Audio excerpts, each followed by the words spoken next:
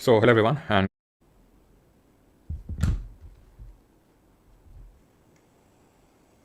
so तो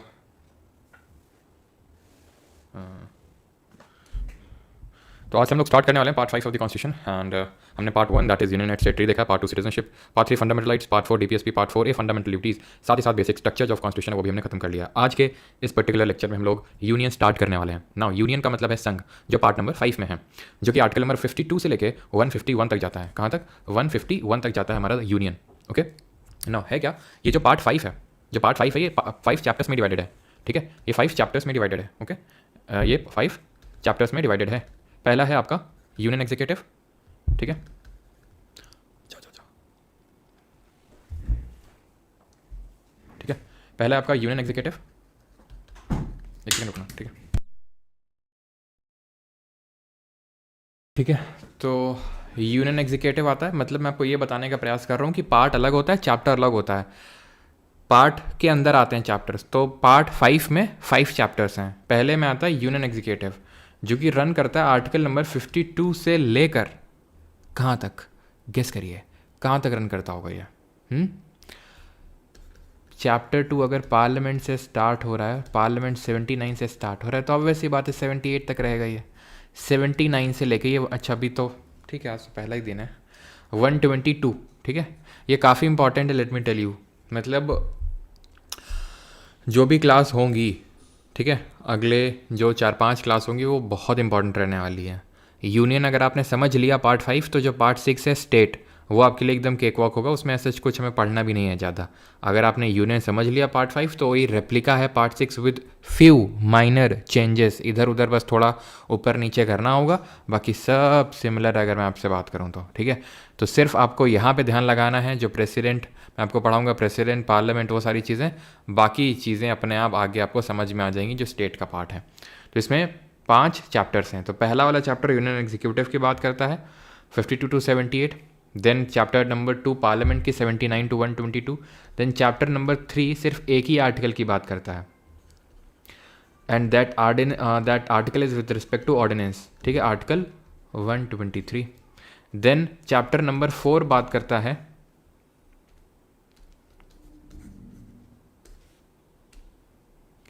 chapter number 4 बात करता है supreme court, and chapter number 5 talks about what? It's talks about CAG. ये है आपका 124 से लेकर 147, एंड कैग है 148 से लेकर 151। दैट इज़ वाई यहाँ पर 149 ना होके 151 होगा। क्लियर है? तो आज जो हम पढ़ने वाले हैं that is the union executive. और यूनियन एग्जीक्यूटिव में भी इसके पार्ट्स होते हैं। क्या क्या पार्ट्स होते हैं? तो यूनियन एग्जीक्यूटिव, तो आप देख सकते हैं ये हमारे 5 चैप्टर्स हैं। ओके, 5 चैप्टर्स हैं जिनके बारे में पढ़ना। Executive, parliament, the legislative of parliament which is nothing but the ordinance.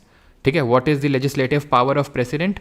President की power to legislate, to create law, to make law, that is called as legislative power, which is in simple terms known as ordinance. ठीक है, जिसको कि हम ordinance के नाम से जानते हैं। देन आती है यूनियन जुडिशरी। यूनियन जुडिशरी का मतलब होता है supreme court, and then CAG. Okay, तो हम किसको टारगेट करने वाले हैं आज? एग्जीक्यूटिव को। तो एग्जीक्यूटिव पे आते हैं। ठीक है, अब एग्जीक्यूटिव भी डिफरेंट पार्ट्स में डिवाइडेड है, यानी कि एग्जीक्यूटिव के अंदर कौन कौन आता है? Who all come under the executive. So the first one is our honorable president of India. Secondly comes the vice president of India. Third में आएंगे हमारे prime minister plus council of ministers, प्रधानमंत्री व मंत्रिपरिषद। Okay, it's over? नो, यहाँ पे important चीज हमने मिस कर दी, and that is attorney general. Attorney general, Hindi में महान्यायवादी। अब आर्टिकल्स कौन कौन से हैं? तो जनरली स्पीकिंग 52 से लेकर 62 तक आपको देखने को मिलेंगे प्रेसिडेंट। देन 63 से स्टार्ट होंगे आपके रफली वही 71 तक बोल सकते हो, बिकॉज 72 में फिर से प्रेसिडेंट जी आते हैं, तभी मैंने रफली स्पीकिंग बोला। यार लाइट बहुत फ्लक्चुएट कर रही है हमारे यहाँ पे, कल से आर ओ ख़राब हो चुका है। ठीक है, एक पंखा ख़राब हो चुका है। अब मुझे डर है कि ये जो जीने का सहारा है मेरा एसी, वो ख़राब ना हो जाए।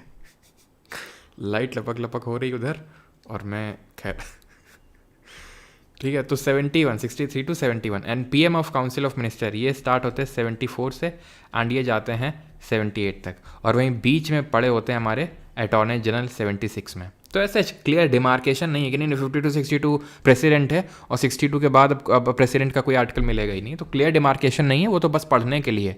ये क्लियर डिमार्केशन है कि हाँ, चैप्टर पार्ट 5 5 चैप्टर में डिवाइडेड है। चैप्टर 1 में यूनियन एग्जीक्यूटिव के बारे में ही होगा, चैप्टर 2 में पार्लियामेंट के बारे में होगा, चैप्टर 3 ऑर्डिनेंस, 4 सुप्रीम कोर्ट, 5 क्या, ओके। तो यूनियन एग्जीक्यूटिव के कौन कौन से पार्ट होते हैं? प्रेसिडेंट होता है, वाइस प्रेसिडेंट होता है, PM होता है, उसकी काउंसिल ऑफ मिनिस्टर होती है, एंड अटॉर्नी जनरल होता है। ये क्लियर है। और आज हम टारगेट करेंगे किसको? आज हम करेंगे इन दोनों लोगों को टारगेट। ये लाइन सीधी क्यों नहीं बनती है भाई? सुना यार, प्रेसिडेंट ट्रम्प की स्टेटमेंट आई है कि उन्होंने फुलेरा में जो है अपनी तख्ता पलट करवा दी, और बोल रहे हैं कि मेक फुलेरा ग्रेट अगेन। सही है क्या ये? ठीक है। तो प्रेसिडेंट और वाइस प्रेसिडेंट हम लोग आज के इस लेक्चर में पढ़ने वाले हैं। सबसे पहले दी प्रेसिडेंट ऑफ इंडिया। सभी लोग खड़े हो जाएंगे जहाँ बैठे हैं और मैम को सलाम करेंगे।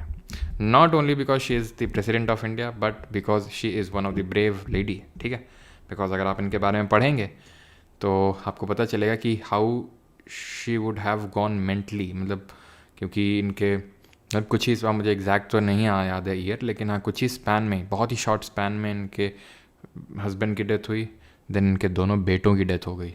सोचो हाउ, मतलब कितने मेंटल, ठीक है, इट्स हार्ड टू इमेजिन। खैर, तो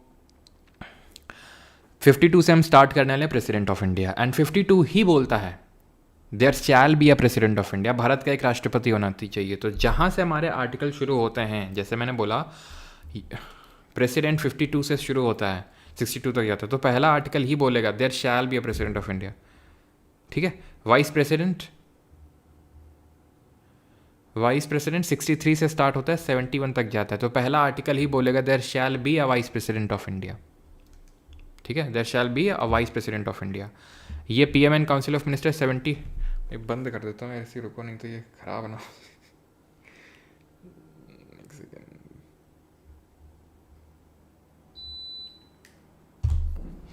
ठीक है, तो there shall be a vice president of India. तो पहला आर्टिकल उस ऑफिस के एस्टैब्लिशमेंट के बारे में बात करेगा। ठीक है, क्लियर। तो ये हमारा 52 क्या बोल रहा है? There shall be a president of India, Bharat का एक राष्ट्रपति होना चाहिए। आर्टिकल 53 भी ये बोलता है executive power of union shall vest on the president. संघ की कार्यकारी शक्तियां राष्ट्रपति में निहित होंगी। What does this mean? इसका मतलब कुछ नहीं है। इसका मतलब ये है कि संघ का कोई भी काम होगा, यूनियन का कोई भी काम होगा, उसमें राष्ट्रपति के हस्ताक्षर होंगे। ठीक है, राष्ट्रपति के हस्ताक्षर होंगे, बस सिंपल इसका मतलब ये है। नहीं, संघ का कोई भी कार्य होगा, यूनियन का कोई भी वर्क होगा, वो राष्ट्रपति के नाम पे होगा। राष्ट्रपति इज़ लाइक घर का मुखिया। डिसीजन भले आपके पापा लेते हों, लेकिन मुखिया कौन है आपके घर के? जो बाबा हैं आपके, वो। ठीक है, तो बाबा जो हैं आपके क्या हुए? प्रेसिडेंट हुए। पापा जो हैं आपके प्राइम मिनिस्टर हुए। समझ रहे हैं आप? तो वो तो हम de jure, de facto and real head, nominal head वो पढ़ेंगे जब we will study about article number 74 tomorrow. Okay, लेकिन अभी के लिए एग्जीक्यूटिव जो पावर है यूनियन की, वो प्रेसिडेंट में होती है। अब यहाँ से स्टार्ट होता है हमारा, बस इतना ही आपको याद करना है। अब यहाँ से होता है हमारा start main important cheese, that is election of president. यहाँ से काफ़ी क्वेश्चंस बनते हैं और ये आपको ध्यान से समझना है। ओके,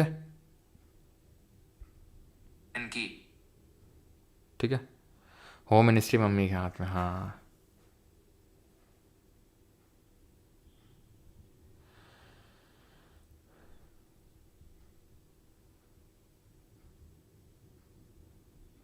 अच्छा ऐसा है क्या? चलो ठीक है, गंजी छोड़ा। अच्छा ऐसा होगा। चलो, तो 54 पे आते हैं। मतलब अब थोड़ा फोकस कर लो यार। ठीक है, कमेंट खेलना बंद कर दो। ठीक है, जो लोग बढ़िया आराम से बैठे हुए हैं खाना पीना खा के थोड़ा सा नींद से क्या उससे बाहर आओ, क्योंकि इंपॉर्टेंट चीज़ है। Election of president, okay. The president shall be elected by the members of N electoral college consisting of. तो ये बोल रहा है आर्टिकल कि राष्ट्रपति के चुनाव में कौन कौन हिस्सा लेगा। तो जब राष्ट्रपति का चुनाव होगा तो वोटिंग होगी, और जब वोटिंग होगी तो उसमें कौन कौन पार्टिसिपेट करेगा वो इस पर्टिकुलर आर्टिकल में लिखा है, that is article number 54 of the constitution. Okay, कौन क्या करेगा, और उसको इलेक्टोरल कॉलेज बोलते हैं। Elected members of both the houses, elected members of legislative assembly of states and elected members of the legislative assembly UT of Delhi and Puducherry। Sir समझे नहीं? बस इलेक्टेड MPs प्लस MLAs, ठीक, यानी कि निर्वाचित सांसद, निर्वाचित विधायक। इलेक्टेड लगा दिए पहले ही, मतलब इलेक्टेड, समझे नहीं सर? देखो, सांसद मतलब मेंबर ऑफ पार्लियामेंट, विधायक मतलब MLA, ठीक।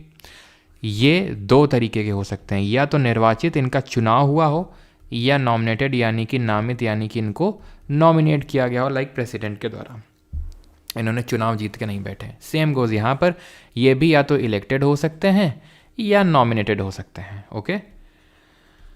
रही बात इतनी समझ में आती है, ठीक है। जैसे वहाँ प्रेसिडेंट नॉमिनेट करता है MPs को, ऐसे MLA को यहाँ पर वैसे MLA तो नहीं होते हैं, MLA तो अब नॉमिनेटेड नहीं रहे, वो आगे हम देखेंगे कैसे नहीं रहे, 104th अमेंडमेंट एंड एवरीथिंग। लेकिन ये तुम्हें ध्यान रखना है कि ये सांसद हो चाहे विधायक हो, वो निर्वाचित और नामित हो सकता है, लेकिन what, these nominated never participate in the election. ध्यान रखना है, ये पार्टिसिपेट नहीं करेंगे, सिर्फ इलेक्टेड वाले करेंगे। इलेक्टेड MPs करेंगे, MPs का मतलब लोकसभा वाले और राज्यसभा वाले, MLAs मतलब सारे राज्यों के MLA, जितने भारत में 28 राज्य, 2800 राज्य में विधानसभा है, वहाँ के MLA करेंगे। और कितनी UT में, कितने केंद्र शासित प्रदेशों में लेजिस्लेटिव असेंबली है? 3, Delhi, Puducherry and J&K, right. अगले जो प्रेसिडेंट के चुनाव होंगे वो कब होंगे बताओ? कब होंगे? पिछले वाले 2022 में हुए थे, अभी 2027 में होंगे। तो जल्दी से मुझे बताओ, अब जो 2027 में चुनाव होंगे, कौन कौन सी UT के लोग पार्टिसिपेट करेंगे चुनाव में? सिंपल क्वेश्चन पूछ रहा हूँ, एटलीस्ट ये तो बता दो कि अब 2027 का जो चुनाव होगा उसमें कौन कौन पार्टिसिपेट करेगा। MPs तो करेंगे, MLAs भी करेंगे, लेकिन कितने UT के करेंगे? सिंपल सा क्वेश्चन है, जल्दी बताओ भाई, आपके उसका इंतज़ार हो। लाइक वाइक कर दिया करो तुम लोग यार, इतना मतलब है, एक थोड़ा सा क्लिक करने में तुम लोग को दिक्कत होती है। फ्री में तुमको लोग चल रहा है ना, इसलिए मुझे काट लो बेटा। 3 UT, हाँ 3 UT बस। बेटा देखो, जब भी मैं तुमसे ये बोला करो ना बहुत आसान सवाल है उत्तर दे दो, तो तुम समझ जाया करो इतना आसान तो नहीं होगा, तभी पूछ रहे हैं, ठीक है। तो मैं बता दूं, पहले दिल्ली और पुडुचेरी का भी रिप्रेजेंटेशन नहीं था, 70th अमेंडमेंट करके रिप्रेजेंटेशन जोड़ा गया। जम्मू एंड कश्मीर के लिए अभी कोई अमेंडमेंट नहीं हुआ है, और मोस्ट प्रोबेबली होगा भी नहीं। क्यों? क्योंकि ये करने के लिए आप प्रेसिडेंट का इलेक्शन का प्रोसीजर चेंज कर रहे हैं अभी। अच्छा, मैंने आपको अमेंडमेंट नहीं पढ़ाया, मुझे एक छोटा सा क्लास रख के अमेंडमेंट का देखते हैं, नहीं तो कल पढ़ाएंगे आपको कि भाई ये अमेंडमेंट करने के लिए फेडरल स्ट्रक्चर चेंज करना होगा, जिसके लिए ना सिर्फ पार्लियामेंट से पास करना होगा उस बिल को स्पेशल मेजोरिटी से, लेकिन स्टेट से सिंपल मेजोरिटी लेना होगा, और वो भी एटलीस्ट आधे राज्यों से, हाफ ऑफ द स्टेट से मेजोरिटी लेना, सिंपल मेजोरिटी लेना होगा। तो उसके लिए अमेंडमेंट करना होगा, जो इतना आसान नहीं है। तो हो भी सकता है, लेकिन बहुत कम चांसेस हैं, ठीक है, 2027 में कि जम्मू एंड कश्मीर को रिप्रेजेंटेशन मिले प्रेसिडेंट इलेक्शन में। क्लियर? ओके। विधान परिषद के स्टेट क्यों नहीं करेंगे? क्योंकि हर राज्य में विधान परिषद नहीं होती है। तो ऐसे तो बाकी जिन राज्यों में नहीं है तो वो भी बोलेंगे हमें भी दो विधान परिषद, ठीक है, तो इसलिए नहीं है। क्लियर हो गया इतना सेंस कि nominated members are not liable to vote for presidential elections. Now coming on to article number 55 that talks about the election manner of president. Manner of election क्या होगा, किस तरह से इलेक्शन होगा? Now there are two kind of manners of election, right? There is direct election. अब ध्यान समझना, direct election coupled with first past the post system. Okay, first past the post system, and there is a concept called as indirect election, अप्रत्यक्ष चुनाव, and what, proportional representation.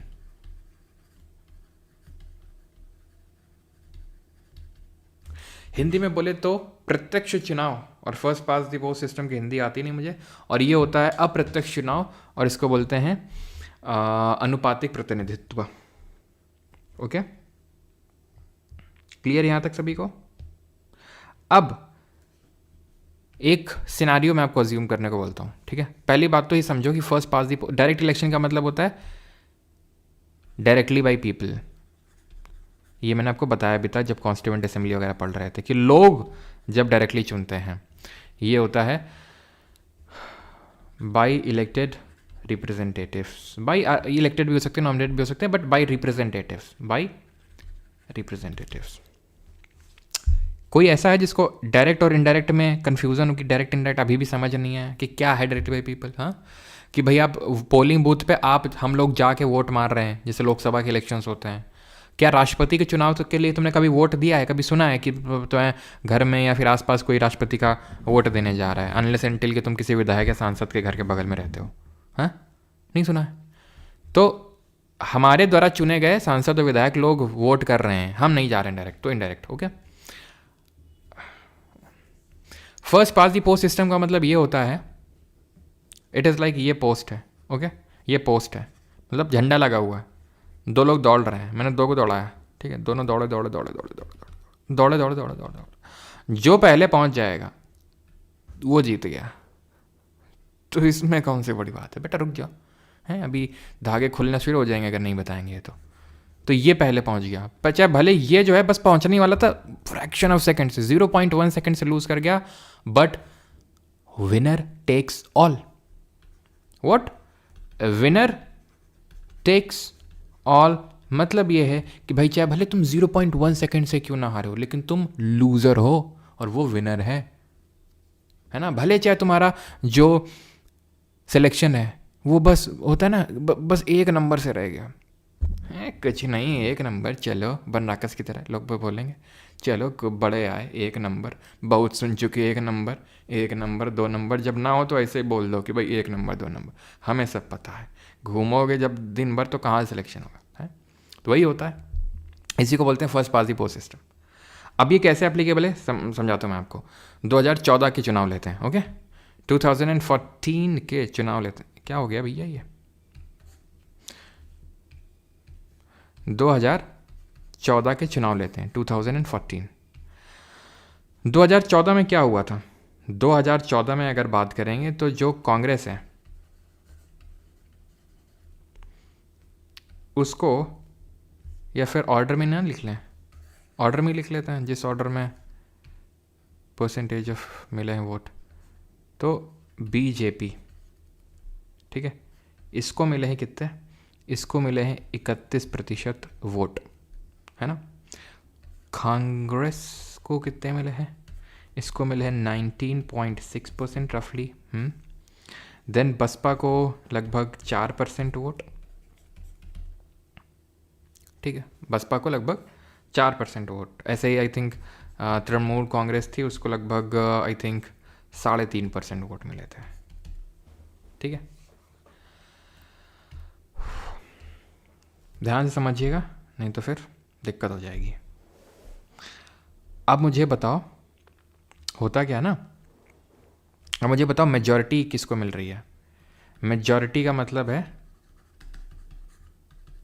Majority का मतलब आप समझते हैं? मेजॉरिटी का मतलब होता है डिवाइड बाई 2 + 1. ओके, तो यानी कि एक तरह से देखें 51% सीट्स किसको मिल रही हैं? Tell me fast you guys, बदल दी से. अभिषेक यादव तुम सुधरोगे नहीं ऐसे. परमार डिफेंस पे वीडियो नहीं आने वाली है.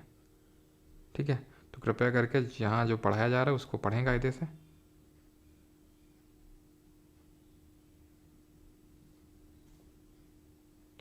मोदी जी बीजेपी, किसी को नहीं मिली सर, 51% तो किसी का नहीं है। लेकिन हमें तो पता है बीजेपी ने 2014 में बनाई थी और वो तो मोदी लहर थी, लहर बोल रहे थे। यहाँ पर तो 31% ही दिख रहा है। हैं, ये क्या घपला हो रखा है? जी हाँ, यही होता है फर्स्ट पास दी पोस्ट में। बीजेपी को भले 31% वोट शेयर मिला हो, यानी कि जितने भी लोगों ने वोट डाला भारत में उसमें से 31% लोग ही सिर्फ चाहते थे भाजपा बने, और कांग्रेस को लगभग 20%, यानी उतना ज़्यादा तो फासला नहीं है। और बीएसपी और टीएमसी को ऑलमोस्ट सेम थे, यहाँ तक कि बीएसपी को लोग ज़्यादा लोग चाहते थे। Now are you ready for these surprises? Let me drop one. 282 seats, Lok Sabha में 545 सीट होती हैं। अब इसका मेजॉरिटी निकालना तो कितना निकल के आएगा, जल्दी से कैलकुलेट करके बताओ। कांग्रेस 44 सीट्स हैं, तो बहुत बड़ा गैप है। बीएसपी को कितनी मिली थी? बीएसपी को कितनी मिली थी, कोई बताएगा? बीएसपी को कितना निकल के आएगा?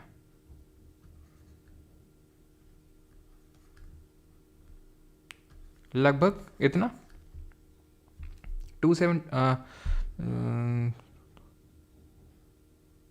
ठीक है, 273 लगभग।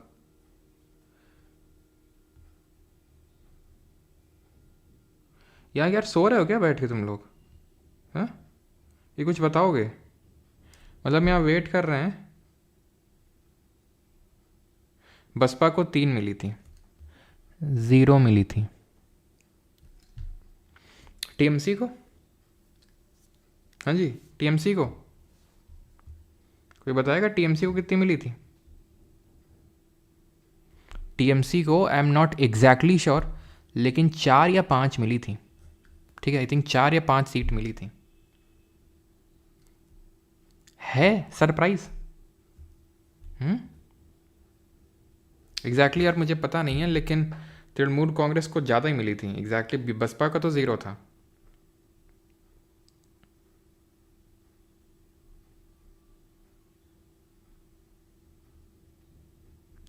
तो यहाँ पर क्या सरप्राइज है, क्या हुआ क्या यहाँ पे? हाँ, इसका या तो हटा लो टीएमसी का, लेकिन नॉन ज़ीरो नंबर था ये। ठीक है, टीएमसी को कोई लोग बोल रहे हैं 5। अच्छा, अरे ये याद नहीं करना यार, ठीक है, ये याद नहीं करना है जो मैं सीट लिख रहा हूँ, ये बस आपको बता रहा हूँ कुछ ज़रूरी। ठीक है, तो आई थिंक कुछ लोग 5 बोल रहे हैं, तो लेट इट बी 5। ठीक है, मतलब 4 से तो ज़्यादा ही मिली थी, 4 या 4 से ज़्यादा। अब आपको कुछ सरप्राइजिंग नहीं लग रहा है कि बीएसपी को 4% वोट शेयर मिला, 0 सीट, लोकसभा में इसका एक भी रिप्रेजेंटेटिव नहीं है, और इसका 3.5%, फिर भी 5 रिप्रेजेंटेटिव्स हैं। बीजेपी 282, यानी कि मेजॉरिटी उठा ले गई है, तो मेजॉरिटी उठा ले गई, और इसको सिर्फ 44 सीट, लेकिन इसको तो इतने लोग चाहते थे। यही होता है फर्स्ट पास सिस्टम में। अब बीएसपी का मैं एग्जाम्पल देता हूँ। पंजाब का हरिजन, हरियाणा का हरिजन, वेस्ट बंगाल का हरिजन, यूपी का हरिजन, गुजरात का हरिजन, ठीक है, राजस्थान का हरिजन, हर जगह फैला हुआ। तो उसने बसपा को वोट दिया, कुल मिला के 4% हो गया, ऊपर से नीचे तक हर जगह। ठीक है, जिसने भी बसपा को वोट दिया। लेकिन किसी एक कॉन्स्टिट्यूएंसी में ऐसा नहीं हुआ कि बसपा वाले ने अपने प्रतिद्वंदी को हरा दिया हो सकता है कहीं पे ऐसा हुआ हो सकता है कहीं पे ऐसा हुआ हो कि भाई इसको मिले, मान लो एक को मिले 40%, ठीक है, मान लेते हैं भाजपा वाला ये, और बसपा वाले को मिले 39%, सॉरी 39 सीट, मतलब या फिर ऐसे मान लो कि 40,000 मिले वोट, ठीक है, और 39,999, ये मतलब टॉप स्कोरर है। वैसे तो लाखों में चलता है गेम, लेकिन यहाँ 1000 मान लो, 40,000 है, और इसको 39,999, एक वोट बस कम था। लेकिन भाई जाओ, विनर टेक्स ऑल, पहले जो पहुँच जाएगा वो जीत गया, चाहे भले एक वोट का हो। सर अगर टाई हो गया तो टाई में तो वो दूसरा होता है, रिटर्निंग जो ऑफिसर होता है, जो यूजुअली आईएएस ऑफिसर होता है, पर्ची फेंकता है, पर्ची फेंक के डिसाइड होता है। फिर खैर वो तो एक्सेप्शनल केस होता है। समझ आई बात? कि फैला हुआ है ना, उसका फैला हुआ व्यापार है बसपा का, फैला हुआ वोट शेयर है। लेकिन अब टीएमसी है, तृणमूल कांग्रेस, और बेटा बंगाल में ना रगड़ के रख दें तो बताना। ऐसा है उसका हाल वहाँ पे कि भाई जो भी सीट है उसकी तगड़ी सीट है, ठीक है, तो भले उसके तृणमूल कांग्रेस के और कहीं नहीं है स्टेट में, तो इस वजह से वोट शेयर तो कम है, लेकिन जहाँ है बड़ा फुटहोल्ड बड़ा तगड़ा है, हरा दिया उसने दूसरे वाले को, इसलिए 5 सीट से। समझे बात? सेम गोज यहाँ पे। प्रपोर्शनल रिप्रेजेंटेशन अगर होता तो क्या होता? 31% ऑफ 545 किया जाता। 19.6, वैसे तो 545 नहीं 543 हो गई अभी, तो 543 कर सकते हो, ठीक है। तो उसका 543 होता, 19.6% होता 543 का, उतनी सीट दी जाती है। यानी उस हिसाब से अगर लॉजिक से देखते हैं तो बसपा के पास 4% करो कितना होगा, लगभग आई थिंक 21-22 सीट, लगभग 21 या 22 सीट होती बसपा के पास। और अभी FPTP ये जो फर्स्ट पास दी पोस्ट सिस्टम है 0 सीट, और अगर प्रोपोर्शनल होता तो 20 से भी प्लस ज़्यादा सीट होती बसपा के पास, सोचो। लेकिन फिर हमने प्रोपोर्शनल रिप्रेजेंटेशन क्यों नहीं चुना? अगर चुन लेते तो तुमको लगता है कि कभी बहुमत बन पाता, बहुमत से किसी की सरकार बन पाती सेंटर में है? बीजेपी जब मोदी जी की लहर वहर अभी आ गई 2019 में, उससे भी ज़्यादा लहर आ गई, तब भी बस भाजपा का वोट शेयर 40% तक नहीं हुआ, 37% हुआ। तो तुमको लगता है 51% पहुंचेगा किसी का? तो ऐसे तो स्टेबल गवर्नमेंट बन ही नहीं पाएगी सेंटर में। तो इसलिए ये अडॉप्ट किया गया है first pass the post system.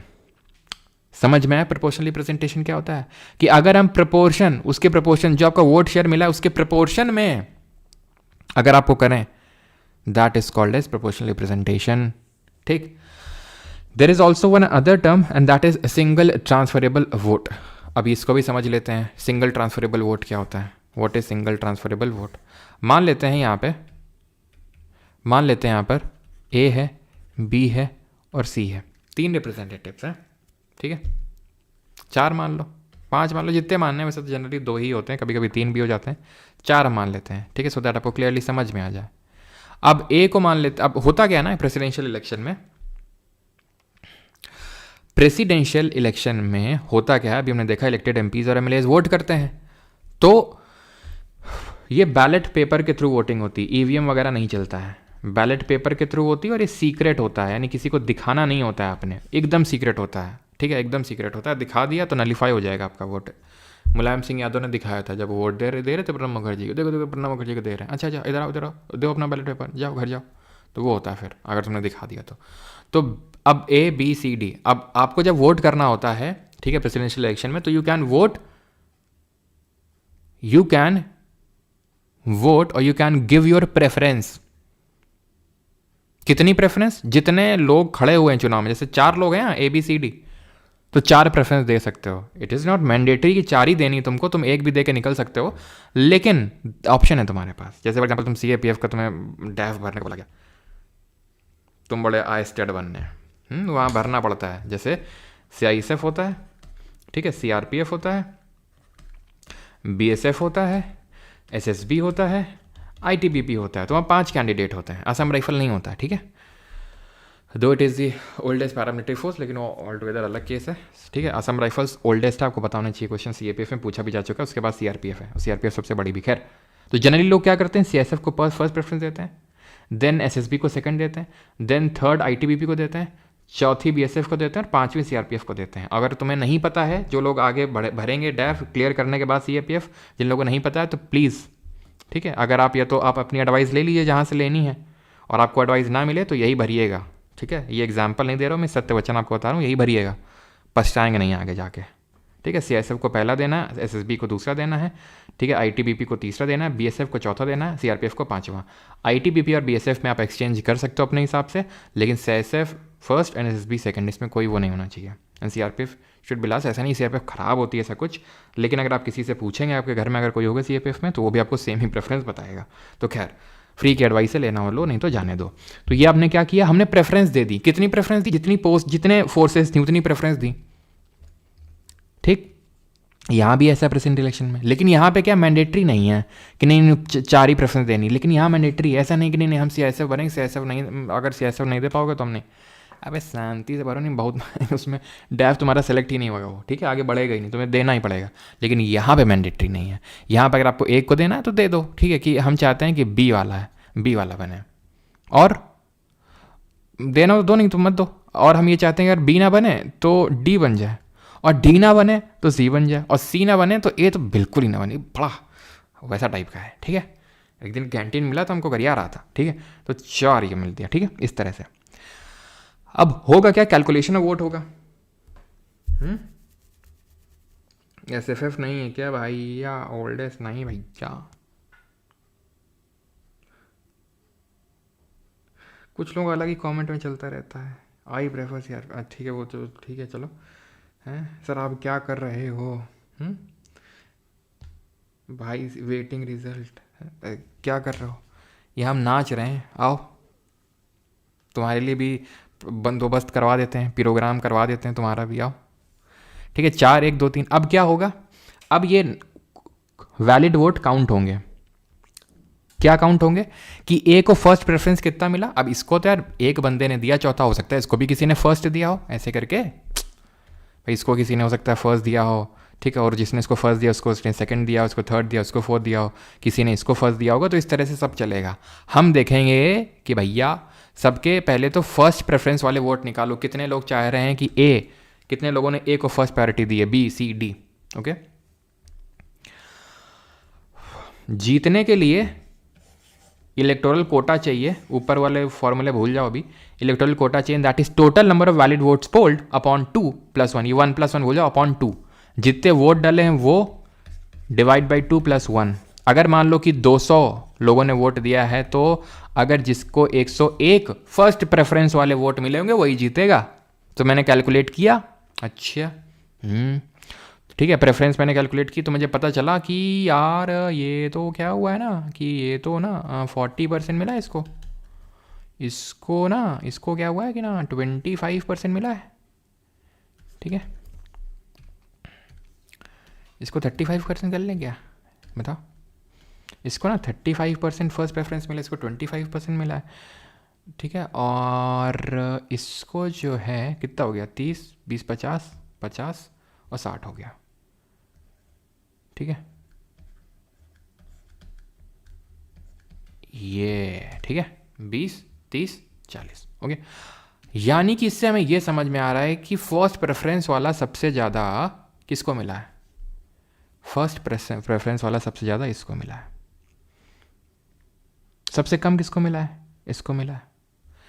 तो अब क्योंकि इसको 51% मिल गया होता तो ए को झंडा थमा के भाग चल भाई ये प्रेसिडेंट हो गए, घोषणा कर देते, बन गए राष्ट्रपति। लेकिन इनको 51% मिला ही नहीं, तो क्या करेंगे? अब यहाँ से शुरू होगा transferring of vote which is single transferable vote.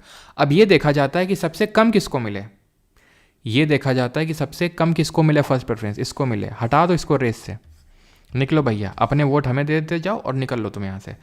अब ये देखा जाएगा जितने लोगों ने, इन 15% लोगों ने जो चाहते थे कि डी पहले नंबर पे आए, उनकी सेकंड प्रेफरेंस क्या थी। तो लेट सपोज उनकी सेकंड प्रेफरेंस उनमें से 10% लोग बोलते थे कि बी, हम अगर डी ना बने तो बी बने, तो 10% बी को दे देंगे, लो बी भैया, वो डी वाले बोल रहे थे कि तुम बनो, अच्छा ला ला ला, हमें दे दो हमें दे दो। और फिर बाकी के 5% बोल रहे थे कि ए बने, सी का कोई यार कोई वही नहीं हुआ, तो इनका मिला के 40 हैं और इनका मिला के 35। ये तो 25 में ही खड़े हुए हैं, अच्छा निकल लो फिर तुम भी। अब जो एकदम लास्ट में वो जाता जाएगा। अब इनको हटा के इनके जो 25% लोग जो चाहते थे कि सी बने, तो सी तो बने नहीं, तो इसके बाद वो किसको चाहते थे, पहले तो सी था प्रेफरेंस 25% लोगों का, लेकिन उसके बाद वो किसको चाहते थे, तो ये पता चला कि उसमें से 20% लोग चाहते थे कि बी बने और 5% लोग बोल रहे थे कि उनकी सेकंड प्रेफरेंस ए है। तो मिला के 45%, मिला के 55, भैया जीत गया बी, ले बढ़िया आराम से अब पार्टी चलेगी बी की, बधाई हो बी को, प्रेसिडेंट जी प्रेसिडेंट बन चुके हैं यार। ठीक, लग रहा था शुरू में कि भैया ए बनेंगे, लेकिन लग रहा था कि इंडिया मैच जीतेगी, 2-3 शतक लगे नहीं कि मज़ा आ गया एकदम कि भाई इंडिया जीतेगी, लेकिन ले भैया 5 पलट गए, इंग्लैंड जीत गई। यही होता है, समझ में आई बात, इसी को ट्रांसफरेबल वोट बोलते हैं। अब ये क्या है, value of vote of MLA, value vote of MP, हाँ ये चीज़ समझ में आया पहले तो, प्रोपोर्शनल रिप्रेजेंटेशन और सिंगल ट्रांसफरेबल वोट। बाजी पलट गई, बिल्कुल बाजी पलटा देते हैं ऐसे ही।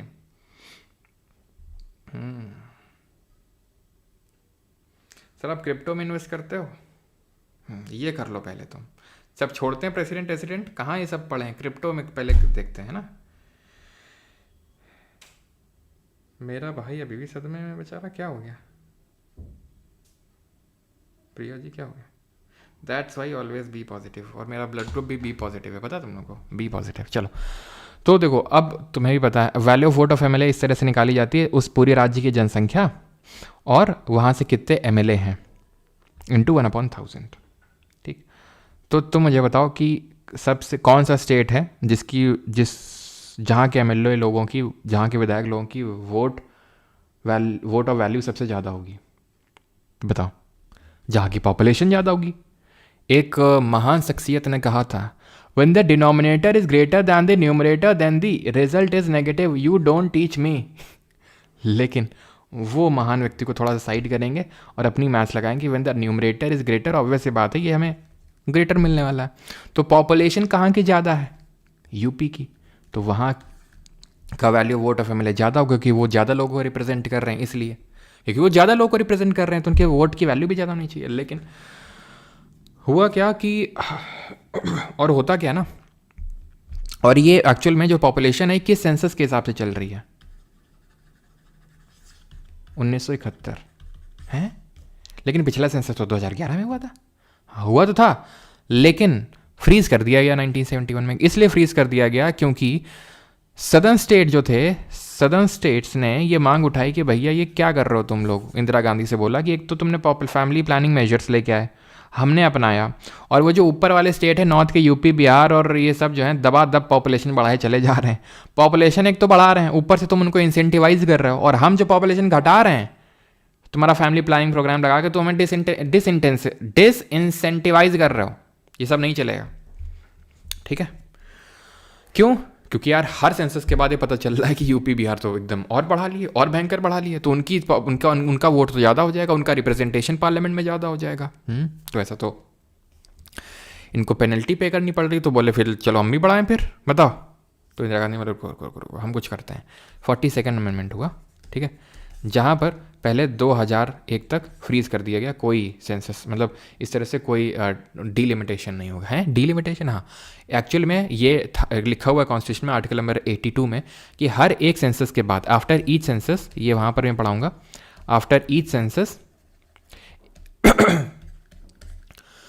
एक परिसीमन आयोग का गठन होगा, डिलिमिटेशन कमीशन बैठेगा, और वो क्या करेगा, वो डिसाइड करेगा हर सेंसस के बाद कि भाई पॉपुलेशन कितना क्या इंक्रीज और डिक्रीज हुआ, उसके हिसाब से रिप्रेजेंटेशन चेंज होगा।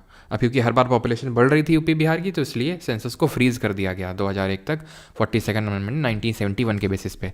फर्दर 84th जो अमेंडमेंट किया गया कॉन्स्टिट्यूशन में, उसने 2026 तक इसको फ्रीज कर दिया कि तब तक कोई इस तरह का डिलिमिटेशन कमीशन नहीं बैठेगा। अभी तक 4 बार बैठा है delimitation commission, 1951,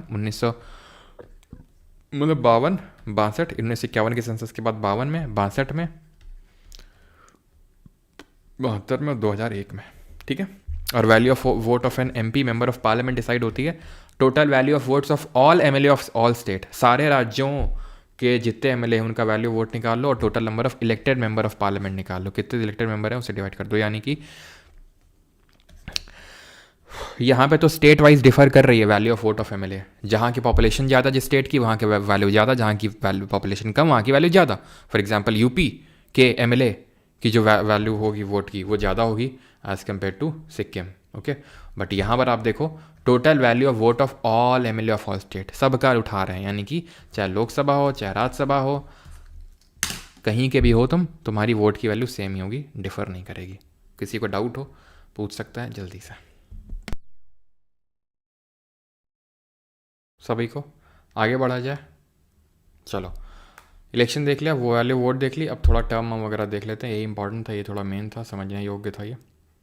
okay once more, अच्छा वंस मोर लिख रहे हैं श्रेयस, रिपीट कर दीजिए सर, कॉन्सेप्चुअल आंसर्स ज़्यादा आते हैं मतलब डिलिमिटेशन एक बार। चलो 82 में पढ़ाऊँगा ये, ठीक है, डिटेल में मैं डिलिमिटेशन बस अभी के लिए समझ लो। 1971 के सेंसस के बेसिस पे होता है। वैल्यू वोट ऑफ एमएलए फिर समझाइए एक बार। Do MPs have same value? Yes, MPs have same value from different state. किसी भी स्टेट से हो एमपी की वैल्यू सेम ही रहेगी, ओके भाई। पूरा तो रिपीट नहीं करने वाला हूँ क्योंकि आपके पास ये एक्सेस है कि आप कर्सर को पीछे करें, ठीक है, उसको पीछे करें वीडियो पर, फिर पूरा आप उसको सुन लें, क्योंकि मैं वही फिर से रिपीट करूँगा, तो इससे अच्छा वही सुन लो आप।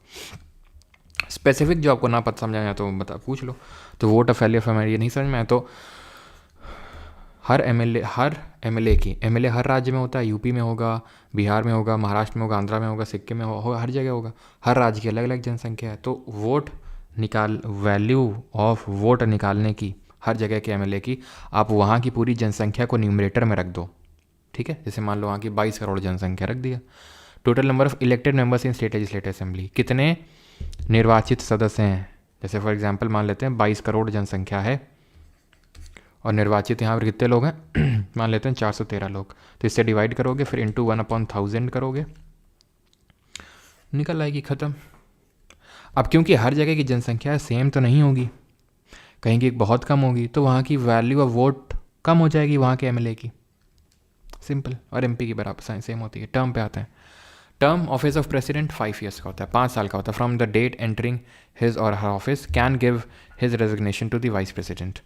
5 साल का होता है, जिस दिन वो ऑफिस में घुसते हैं उस दिन से अपना अगर त्यागपत्र देना है, अगर ऑफिस छोड़ना है, तो वो वाइस प्रेसिडेंट को देंगे, उपराष्ट्रपति को देंगे। Can be remove from the office by the process of impeachment, महाभियोग के प्रक्रिया से उनको हटाया जा सकता है। Now let us learn about this महाभियोग की प्रक्रिया। Okay, what is this impeachment? सबसे पहले तो जो इम्पीचमेंट का प्रोसेस है, we have taken this from the constitution of USA. महाभियोग बोलते हैं, this is nothing but the removal of president. Removal of president है, थोड़ा सा बेटर टर्म दे दिया, बेटर नाम दे दिया है, थोड़ा नामकरण अच्छा कर देते हैं। तो सो क्योंकि देश के मुखिया हैं ये, इसलिए क्योंकि स्टेट के हेड हैं, एग्जीक्यूटिव हेड हैं ये, 53 आर्टिकल नंबर। इनको ग्राउंड क्या है रिमूवल का? What is the ground of removal? तो ग्राउंड है मतलब किस ग्राउंड में हटाया जा सकता है? वॉयलेशन ऑफ कॉन्स्टिट्यूशन, अगर इन्होंने संविधान का उल्लंघन किया हो तो। अभी तक किसी प्रेसिडेंट को इम्पीच नहीं किया गया, ना ही रेजोल्यूशन कभी स्टार्ट हुआ इस चीज़ को लेकर। रेजोल्यूशन हो कहाँ सकता है स्टार्ट? तो आइदर लोकसभा या राज्यसभा। सर लेजिस्लेटिव असेंबली राज्यों का कोई रोल नहीं होता है हटाने में, बस ध्यान रखना चुनने में, यानी कि जब उनको इलेक्शन होता है प्रेसिडेंट का तब उनका रोल होता है, लेकिन रिमूवल के टाइम पे ज़ीरो रोल होता है स्टेट का। ज़ीरो मतलब कुछ भी नहीं, एमएलए एमएलसी कुछ नहीं, सिर्फ लोकसभा, सिर्फ एमपी होंगे। ओके, अभी मैं आपको बताऊंगा, ठीक है। यानी कि आप बताऊंगा क्या, नोट कर लो ना, ऑल एमपीज, लेकिन छोड़ो अभी, नहीं तो फिर रुको अभी। अब रेजोल्यूशन कहीं स्टार्ट हो सकता है, कहीं पे भी, मतलब लोकसभा में या राज्यसभा में, इन दोनों में कहीं पे भी। रेजोल्यूशन जब स्टार्ट होता है तो प्रिसाइडिंग ऑफिसर को बताना पड़ता है, पीठासीन अधिकारी को बताना पड़ता है कि हमें हटाना है इनको। जैसे फॉर एग्जाम्पल, अगर आप क्लास के मॉनिटर को हटाना चाहते हो तो क्लास टीचर के पास जा रहे हैं, बता रहे हैं कि हम क्लास के मॉनिटर को हटाना चाहते हैं। तो उसी तरह आप यहाँ पर होता है स्पीकर, यहाँ पे होता है चेयरमैन। तो आप बोलते हैं कि भाई हम हटाना चाहते हैं इसको, हम इसको हटाना चाहते हैं। जब आपको हटाना होता है ना, तो आपको 14 डेज़ का प्रायर नोटिस देना होता है। आप किसी भी हाउस में ला रहे हो तो पहले 14 दिन का प्रायर नोटिस देना होगा। दे दिया, ओके, ठीक है। और ये जो रेजोल्यूशन आएगा, इसको साइन कितने लोग करते हैं? 1/4 member, to prove the seriousness. जैसे कि मतलब यहाँ पर 543 लोग हैं, इसका 1/4 जितना भी होगा, इतने लोग पहले साइन करके ये प्रूव करने की कोशिश करेंगे कि यार सभी लोग सीरियस हैं हटाने को लेके, मतलब प्रेसिडेंट ने कुछ तो किया है। ऐसा नहीं कि कल के उठ के 3 सांसद खड़े होकर आ गए और प्रेसिडेंट को हटाना है, अच्छा हटाना है चलो। ऐसे तो फिर समय खराब हो रहा है, रोज़ रोज़ किसी को लग रहा है प्रेसिडेंट को हमें हटाना है, किसी की बनी नहीं हमें प्रेसिडेंट को हटाना है, तो ऐसे थोड़ी ना समय खराब होगा। एटलीस्ट 1/4 लोग बोलेंगे तब स्पीकर उसको कंसिडर करेगा, नहीं तो कंसिडर भी नहीं करेगा वो, अगर 1/4 लोग नहीं बोलेंगे। इट इज़ लाइक कि अगर क्लास में 50 लोग हैं, 2 लोग जाके क्लास टीचर से बोल रहे हैं मॉनिटर चेंज कर दो, वो बोलेगा निकलो यहाँ से। ऐसे तो बोलने लगे तो हर किसी को रोज़ कोई बोलेगा मॉनिटर हटाओ। एटलीस्ट 50 का 1/4, 50 का 1/4 कितना होगा? 12 13, एटलीस्ट 13 लोग आएंगे, तब मैं कंसिडर करूँगा कि हाँ लगता है मेजॉरिटी लोग हैं जो चाहते हैं कि हटे। इसका मतलब ये नहीं कि मैं हटाऊंगा तो अब आगे प्रोसेस होगा। 14 दिन का प्रायर नोटिस दे दिया, ठीक है, प्रेसिडेंट को सो दैट संभलने का मौका मिले उसको भी। उसके बाद आपको स्पेशल मेजॉरिटी से उस बिल को पास करवाना होगा। ये 1/4 तो आपने सीरियसनेस दिखाने के लिए कि सीरियस हैं हम ही नहीं चाहते हैं, और भी बहुत लोग हैं जो चाहते हैं कि हटे प्रेसिडेंट। अच्छा, तो फिर आप जरा पास कर दो इसको स्पेशल मेजोरिटी से, तब मानेंगे कि हाँ कुछ तो बात है तगड़ी वाली। और ध्यान रखना ये violation of constitution no way defined है, कहीं पे भी डिफाइंड नहीं है ये। ओके, स्पेशल मेजोरिटी का मतलब 2/3 of total membership of the house. जितनी मेंबरशिप है 543, उसका 2/3 यानी कि लगभग 66%। यहाँ पे 25%, 1/4 का मतलब 25% लोग प्रूफ ये बता रहे हैं कि यार मतलब हम हटाना चाहते हैं, और लगभग 66% लोग, 67% लोग अब हटाने की प्रक्रिया शुरू कर चुके हैं। 2/3 ऑफ टोटल मेंबरशिप चाहिए, और अगर इससे पास करवा दिया, it goes to the other house, and what the other house does is it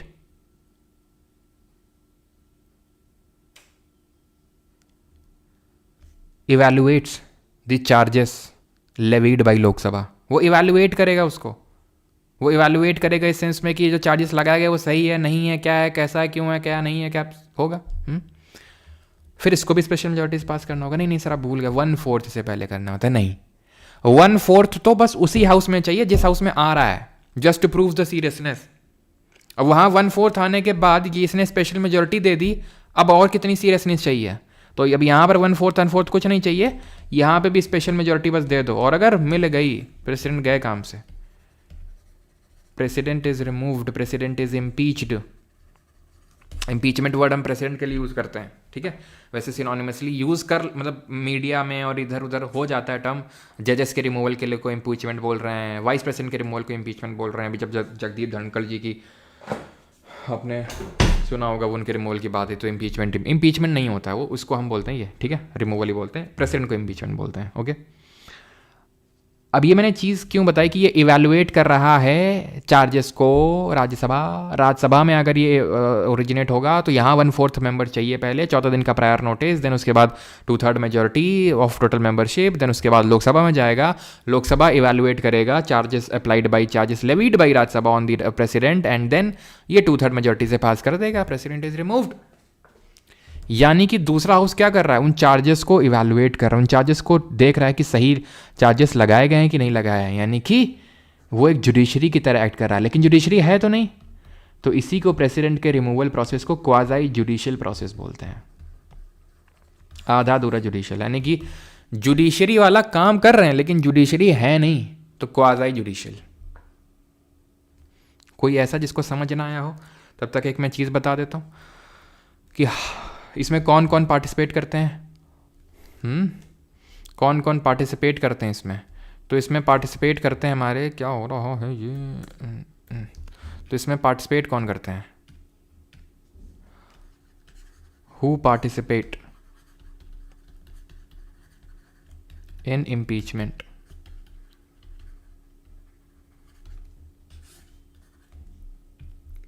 all member of parliament, बस खत्म, 2 शब्द। मतलब ये है कि इसमें इलेक्टेड भी होंगे, व्हेन आई राइट ऑल मतलब इलेक्टेड भी और नॉमिनेटेड भी। And I haven't written what, MLA नहीं आते हैं इसमें। तो let me clear cut tell you the difference between कि इलेक्शन में कौन कौन हिस्सा लेता है और रिमूवल यानी इम्पीचमेंट में कौन कौन हिस्सा लेता है, क्या डिफरेंस है। ओके, इलेक्शन में एमएलए होते हैं, यहाँ नहीं होते हैं। इलेक्शन में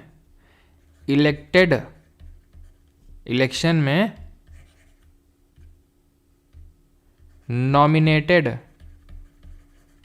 नहीं होते हैं, यहाँ होते हैं। जो वहाँ एमएलए नहीं थे, सॉरी क्या बोल रहा हूँ, एक सेकेंड, सॉरी, यहाँ पर एमएलए थे, यहाँ पे नहीं है।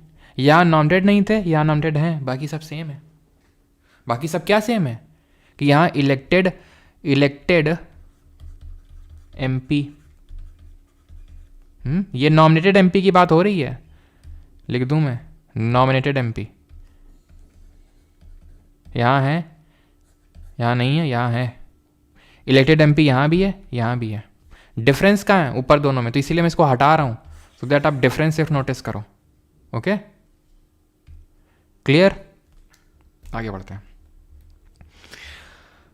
टर्म 5 साल का है, रेजिग्नेशन देना है वाइस प्रेसिडेंट को। देखो क्यों, क्योंकि इससे ऊपर तो कोई है ही नहीं ना। अगर हम देखें तो प्रेसिडेंट से ऊपर तो किसको देगा? जो सेकंड नंबर पे ऑफिस है, अगर हम क्रोनोलॉजी से देखें तो वाइस प्रेसिडेंट का है।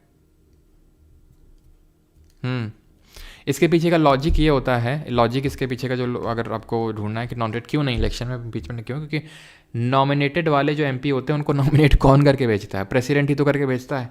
तो वो तो यही चाहेगा ना, अगर इलेक्शन में पार्टिसिपेट करेंगे वो तो यही चाहेगा कि भाई हमारे मतलब के लोग जाएं, जो हमको फेवर करेंगे इलेक्शन में। कल को मान लो फिर से हम प्रेसिडेंट के लिए चुनाव लड़ेंगे तो हमको जो फेवर करें, तो फेवरेटिज्म नहीं चल जाएगा। तो इसलिए तुम्हारी इलेक्शन में नॉमिनेटेड वाले पार्टिसिपेट ही नहीं करेंगे। करो तुम फेवरेटिज्म, हटाने में ज़रूर करेंगे तुमको, ठीक है। और रिमूवल इतना आसान भी नहीं होता और कभी ऑब्वियस बात है कभी हुआ भी नहीं है। ओके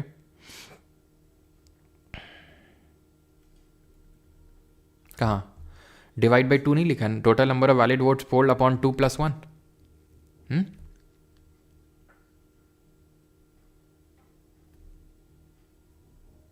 चलो तो अभी आते हैं, ठीक है। तो ही और शी कैन बी री elected for that office for any number of times. ध्यान रखना है एलिजिबिलिटी फॉर री इलेक्शन क्या है, ये वाली जो चीज़ है ना, ये वाला जो टेक्स्ट है वो यहाँ पे आएगा, वो यहाँ पे आएगा, eligible for any number of times unlike USA, ठीक है। जैसे कि डोनाल्ड भैया हमारे बन चुके हैं दो बार प्रेसिडेंट, ठीक है। अब तीसरी बार नहीं बन सकते हैं। यूएसए में प्रेसिडेंट कोई भी 2 बार से ज़्यादा नहीं बन सकता है। अभी डोनाल्ड भैया ने बोला तो था कि हम कॉन्स्टिट्यूशन को अमेंड करेंगे, और कोई 2 से भी ज़्यादा, लेकिन अभी हुआ नहीं है सच कुछ, ठीक है। 58 पे आते हैं। क्वालिफिकेशन क्या चाहिए? भारत के नागरिक हो, 35 साल की उम्र हो उनकी, ठीक है, और लोकसभा का सदस्य चुने जाने योग्यता होनी चाहिए। इसमें यह नहीं है कि लोकसभा का सदस्य हो,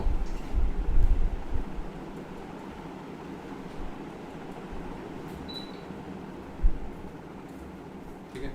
इसमें यह नहीं है कि लोकसभा का सदस्य होना चाहिए, लोकसभा के सदस्य वाली योग्यताएं होनी चाहिए, क्वालिफिकेशन होनी चाहिए। क्या होती हैं लोकसभा वाले की क्वालिफिकेशन? वो देखेंगे कि भाई सिटीजन होना चाहिए, 25 साल की उम्र होनी चाहिए, एंड ऑफिस ऑफ प्रॉफिट ना होना चाहिए। तो ये सब होता है वहाँ पे।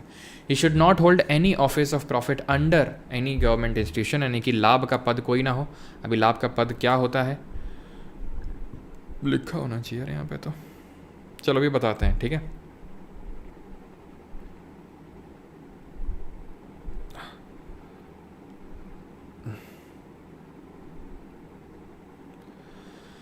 चलो तो लाभ का पद ना हो। Nomination of a candidate for election to the president of office of president must be subscribe by at least 50 elector as proposer and 50 elector as seconder. मतलब कि अब मान लो तुम्हारा कल को मन है कि हमें राष्ट्रपति का चुनाव लड़ना है, ठीक है, तो ऐसे थोड़ी ना पहुँच गया जाके हमें राष्ट्रपति चुनाव लड़ना है, जरा हमारा भी पर्ची काट दो, इस बार हमारी पर्ची काट दो, ए भाई हमारी भी पर्ची काट दो, हमें भी चुनाव लड़ना है प्रेसिडेंट का।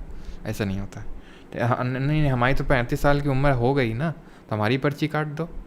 नहीं, 50 प्रपोजर्स, यानी कि ऐसे मान लो 50 सांसद लेके लाने पड़ेंगे तुमको।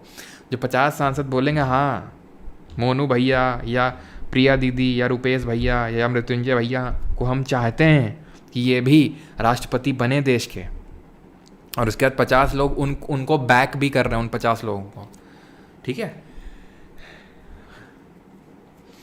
तुमको लगता है 50 तुम सांसद इकट्ठा कर लोगे? 5 कर लोगे? तो तुम 5, 50 छोड़ो, 5 कर लोगे? एवरी कैंडिडेट, अब तुम्हें बोला सर आप कर लोगे, हमने कब बोला इलेक्ट होना है? तुम ही तो बोल रहे थे ना हमें इलेक्ट होना है president. Every candidate has to make a security deposit of ₹15,000। अगर तुम नहीं मतलब ले पाए एक थ्रेश होल्ड ऑफ वोट, तो तुम्हारी जमानत जब्त हो जाएगी, यानी 15,000 तुम्हारे ले लिए जाएंगे। लाओ इधर, बढ़िया है राष्ट्रपति का चुनाव लड़ने। अब यहाँ पे ऑफिस ऑफ प्रॉफिट समझते हैं, ठीक है।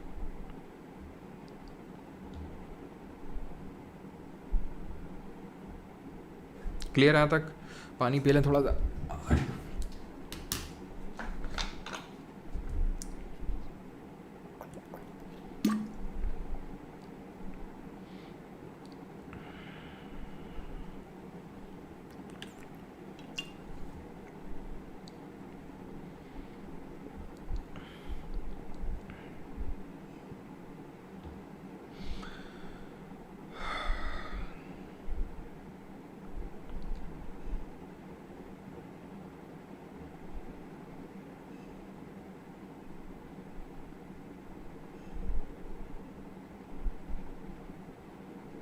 पेशन भी हो गया, ऑफिस ऑफ प्रॉफिट देखना था, ठीक है। लाभ का पद क्या होता है? कोई भी ऑफिस जहाँ से आप गवर्नमेंट से सैलरी ड्रॉ कर रहे हो, ठीक है। Any office from which government salary is drawn, that is office of profit. अब इसको इसलिए ये किया गया है सो दैट कि लोग इन्फ्लुएंस ना हो। जिस भी ऑफिस में वहाँ से गवर्नमेंट से सैलरी ड्रॉ कर रहे हैं तो उसको तो ऑब्वियस ही बात है सपोर्ट ही करेंगे, ठीक है। उसको तो वो सपोर्ट ही करने वाले हैं, कभी ऐसा नहीं बोलेंगे कि नहीं, ठीक है। उसके लिए तो फेवर ही करेंगे।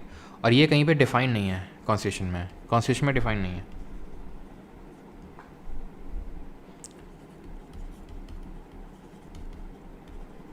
क्लियर?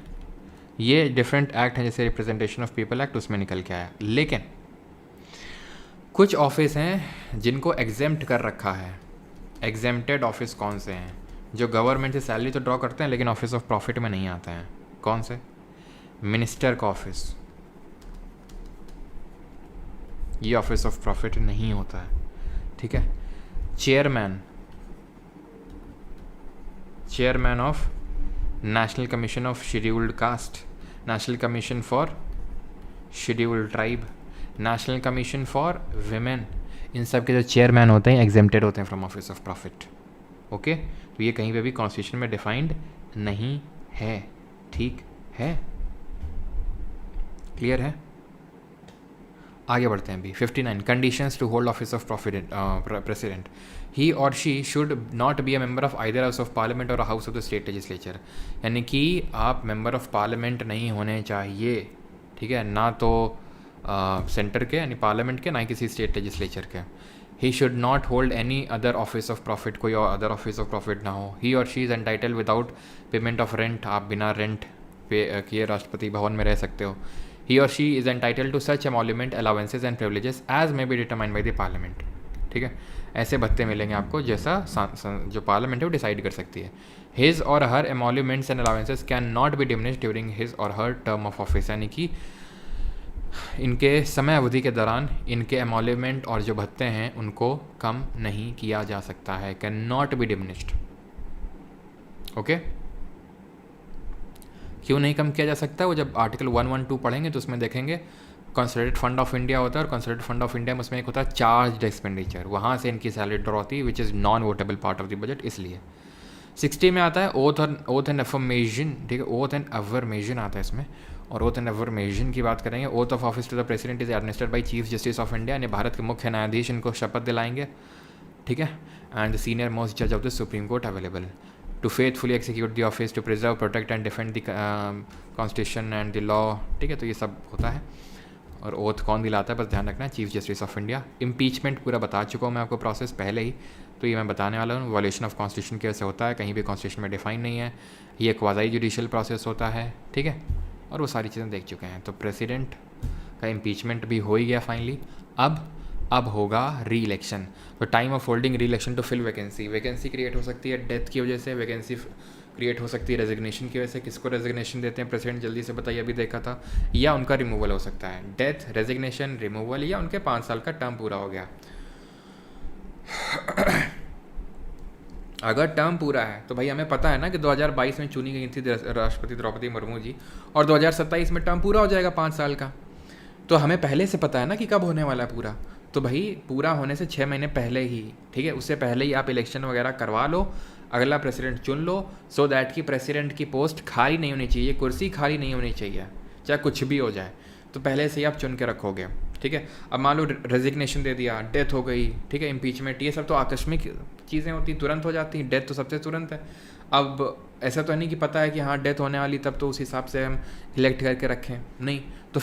तो फिर होता इस केस में ये है कि जो वाइस प्रेसिडेंट है ना, जो देश का उपराष्ट्रपति है, वो राष्ट्रपति बन जाता है। इसीलिए वाइस प्रेसिडेंट को रखा जाता है कि भाई जब भी अगर प्रेसिडेंट का कुछ किसी आकस्मिक कारणों के से निधन हो जाए, हट जाए, यानी वैकेंसी क्रिएट हो जाए, तो भाई तुरंत तुम आके बैठ जाना इस सीट पे, क्योंकि ये सीट खाली नहीं रहनी चाहिए। लेकिन जो तुम बैठोगे टेम्पररी तौर पे बैठोगे, ऐसा नहीं कि सीट पे चिपक गए, अब हम हो गए प्रेसिडेंट, अब 5 साल तक प्रेसिडेंट हम, ना ना ना ना।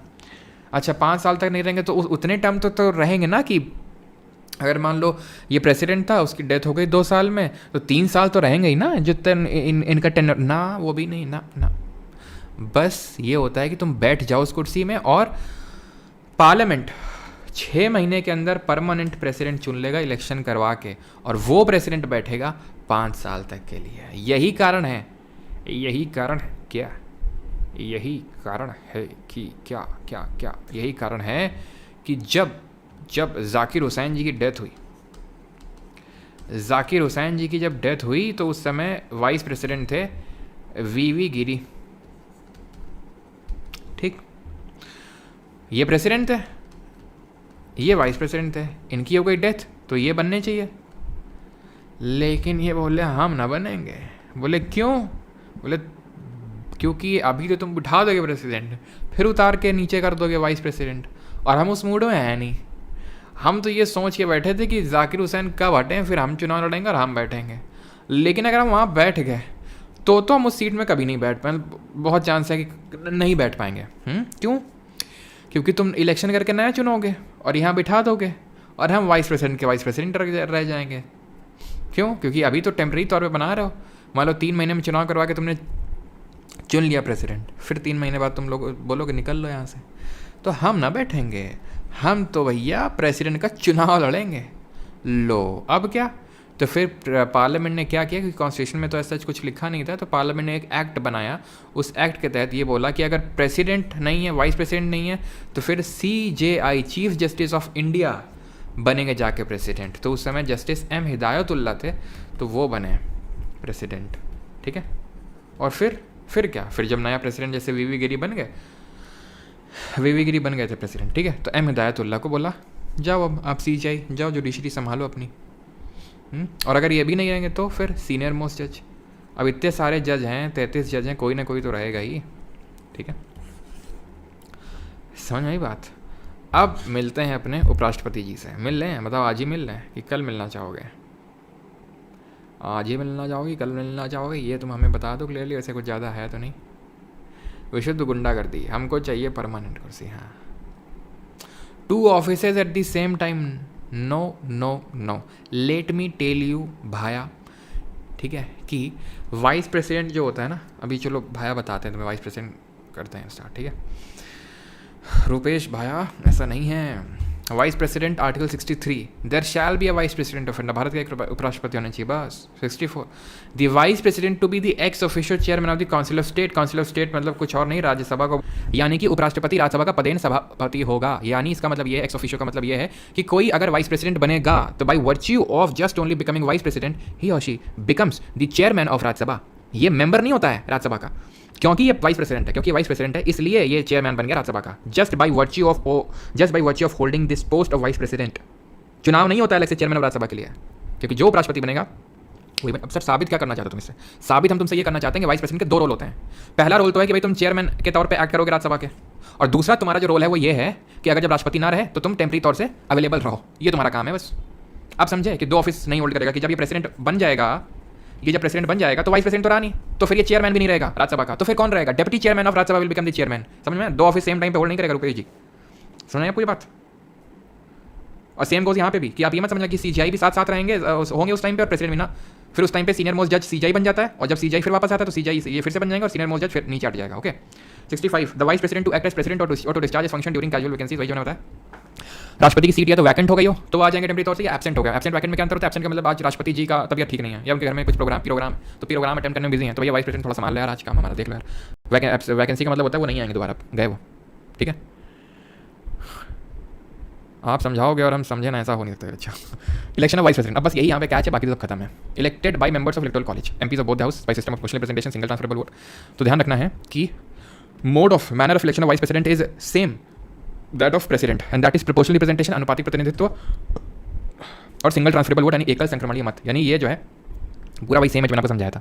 अलग क्या है? अलग है electoral college. What is this electoral college? Electoral college का मतलब होता है कौन इलेक्शन में पार्टिसिपेट कर रहा है, कौन इलेक्शन में पार्टिसिपेट कर रहा है। प्रेसिडेंट में कौन कर रहा था? Elected MPs plus MLAs।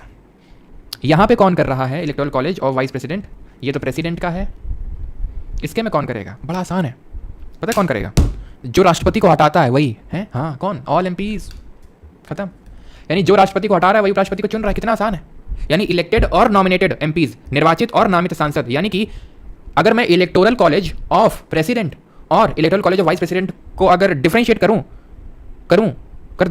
कर दिया, यही निकल के आएगा, यही निकल के आएगा। क्योंकि जो प्रेसिडेंट को इम्पीच करता है वही वाइस प्रेसिडेंट को इलेक्ट करता है, तो खत्म। समझिए बात, थोड़ा ऊंचे लेवल की थी क्या। शाल बी, ये क्वालिफिकेशन है, shall be citizen of India, 35 साल की उम्र होनी चाहिए जितनी राष्ट्रपति की, and he should be qualified for the election to member of Rajya Sabha. वहां पर क्या था, shall be qualified to be elected as a member of Lok Sabha. Lok Sabha, यहाँ क्या राज्यसभा, राज्यसभा का मेंबर नहीं होना है, मेंबर तो होता ही नहीं है उपराष्ट्रपति, वो मेंबर होता ही नहीं कभी, बस क्वालिफिकेशन होनी चाहिए वाली, ठीक है। टर्म 5 साल, same that of president. Resignation किसको देंगे, प्रेसिडेंट। यानी प्रेसिडेंट जो होता है वो वाइस प्रेसिडेंट को देता है और वाइस प्रेसिडेंट प्रेसिडेंट को, आपस में दोनों लोग मैनेज कर लेते हैं। इनको हटा सकते हैं बाई पासिंग रेजोल्यूशन। इनके हटाने को इंपीचमेंट नहीं बोलते हैं, ओके। और इनका रिमूवल का ग्राउंड क्या है, जल्दी बता दो, जल्दी बता दो, मैं पानी पी लेता हूँ।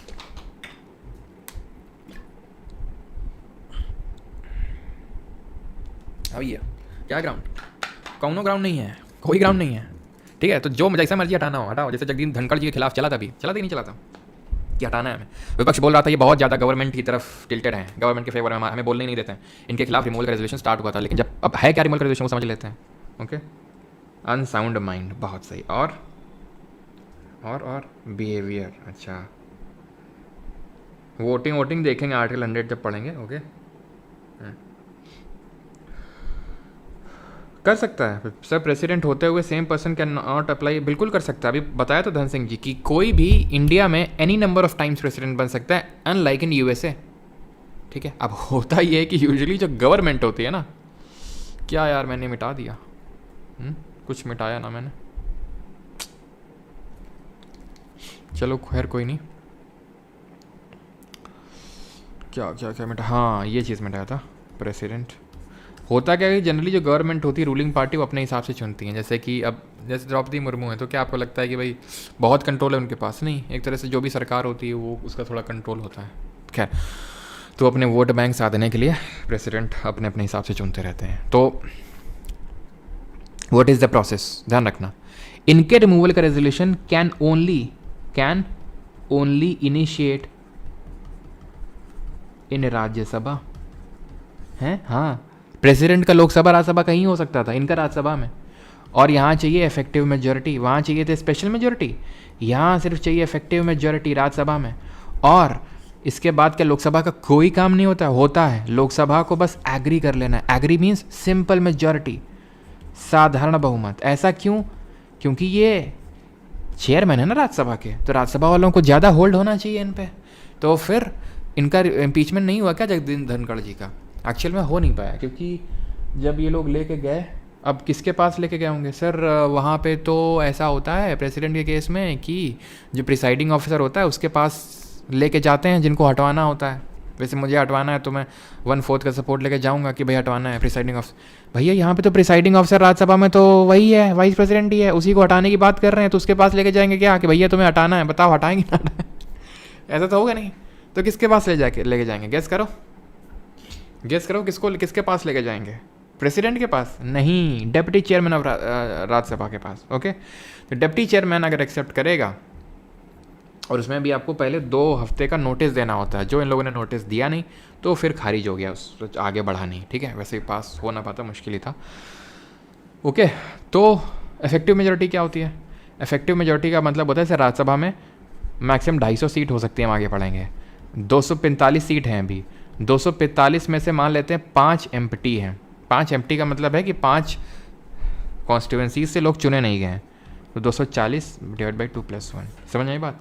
इसका मतलब सिंपल का क्या मतलब होता है, present and voting divide by 2+1 means Lok Sabha में 543 लोग हैं, उसमें से 3 कॉन्स्टिट्यूएंसीज अभी खाली पड़ी हुई हैं, वहाँ पे लोग की डेथ हो गई, मेंबर ऑफ पार्लियामेंट की या कुछ भी हो गया, 540 लोगों के। अब इसमें से आज लोग आए कितने हैं, प्रेजेंट कितने हैं, आज जो हैं 40 लोग एब्सेंट है, 500 लोग आए, और उसमें से 50 लोग वोटिंग में पार्टिसिपेट ही नहीं करना चाहते हैं, बाहर घूम रहे हैं वो। 450 डिवाइड बाई 2+1 होगा, देन 200 लोग ही 250 लोग करना चाहते हैं, 250 डिवाइड बाई 2+, यानी बड़ी सिंपल होती है, बड़ी सिंपल होती है। यहाँ पे प्रेजेंट डेट वोटिंग नहीं चलता है, कितनी बस वेकेंट है वो हटा दो, उसको बोलते हैं इफेक्टिव प्रभावी बहुमत। ये होता है साधारण बहुमत, ये होता है प्रभावी बहुमत। मैं लास्ट में समराइज भी करूँगा आपके लिए। इफेक्टिव, सिंपल एंड आपका इफेक्टिव हो गया, सिंपल हो गया, स्पेशल हो गया, ठीक है सर। थोड़ा ओवर हो जाएगा, क्या बात कर रहे हो थोड़ा सा बस ख़त्म ही है, और बस 5 मिनट का और बाकी है। On the expiry of his मतलब vice president time of holding re election to fill the vacancy in the office of president. तो on the expiry of his or term for 5 years, 5 साल की expiry के बाद इनको क्या कर देना है, ये हट जाएंगे। रेजिग्नेशन से इनका ऑफिस जा सकता है, पार्लियामेंट इनको हटा दे, किस तरह से हटा सकते हैं देखा, डेथ से हो सकता है, या फिर व्हेन ही और she becomes disqualified to hold office, or when his or her election is declared null and void, अगर इलेक्शन डिक्लेयर हो जाता है। ओथ और अफर्मेशन कौन दिलाता है, शपथ दिलाता है प्रेसिडेंट। प्रेसिडेंट को कौन दिलाता है, CJI, भारत के मुख्य न्यायाधीश। कई बार हमें लगता है अच्छा हाँ ठीक है वाइस प्रेसिडेंट, लेकिन जब सवाल आता है ना और उसमें CJI और इस तरह के ऑप्शन होते हैं, डिप्टी चेयरमैन ऑफ राज्यसभा, तो अलग अलग तरह के कन्फ्यूजन्स निकलने लगते हैं। तो इसीलिए MCQs हमें प्रैक्टिस करने चाहिए, जो कि आपको परमार अकेडमी ऐप पे मिलता है, ठीक है। 70 में आते हैं discharge of president functions in other contingencies, यानी कि जो चीज़ें लिखी हुई हैं, डेथ हो जाए, रेजिग्नेशन हो जाए, एब्सेंट हो जाए, तो उस केस में तो डिस्चार्ज करेंगे ही प्रेसिडेंट के फंक्शंस। कोई और अगर कंटिजेंसी हो गई, इमरजेंसी हो गई, तो उस केस में भी वाइस प्रेसिडेंट ही डिस्चार्ज करेंगे प्रेसिडेंट के functions. And the last article is this last article is matter relating to or connected with the election of president or vice president, and this is all doubts and dispute arising out of or in connection with the election of president or vice president shall be inquired into and decided by the Supreme Court whose decision shall be final। यानी कि चुनाव से संबंधित कोई भी dispute arise होगा, किसी को लगा कि भाई प्रेसिडेंट का जो इलेक्टोरल कॉलेज था, अरे वो तो भाई गलत था, हटाओ इनको, हटाओ हटाओ हटाओ, ये तो जिस उससे इनको किया गया था इलेक्टोरल कॉलेज में कुछ घपला था, तो वो कौन देखेगा, सुप्रीम कोर्ट, और सिर्फ सुप्रीम कोर्ट ही देखेगा। यानी सुप्रीम कोर्ट का इसमें जो जुरिस्डिक्शन है ये ओरिजिनल भी है और एक्सक्लूसिव भी है। What does this mean? Original का मतलब है सीधे तुम उसी कोर्ट में जा सकते हो, सीधा मतलब सीधा मेजर और सीधा उसी कोर्ट में। एक्सक्लूसिव का मतलब सिर्फ उसी कोर्ट में। Like for example writ jurisdiction of supreme court, is this original और एक्सक्लूसिव और बोथ और none? Tell me fast, you guys tell me fast, जल्दी बता। Writ jurisdiction of supreme court, is it original only, it is exclusive only, it is both, it is none? बता।